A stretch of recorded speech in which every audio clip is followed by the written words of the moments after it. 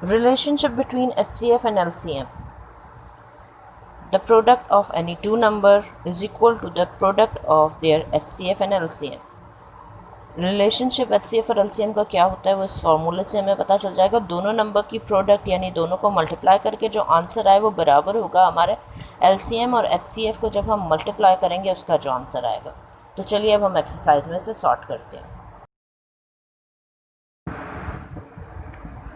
Check the HCF and LCM relation of the pairs of number.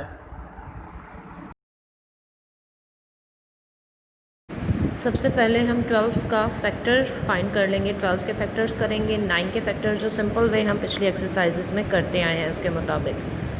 Factors find करने के बाद हमने इनके LCM और HCF फाइंड करना है। सबसे पहले हमें नंबर्स को लिखेंगे फैक्टर्स फाइंड करने के बाद।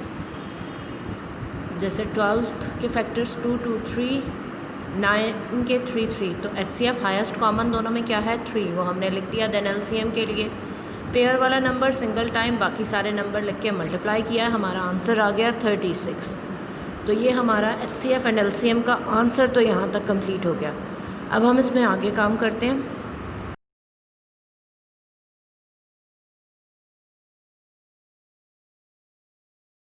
Relationship of HCF and LCM के लिए हम product of number and product of HCF find करेंगे।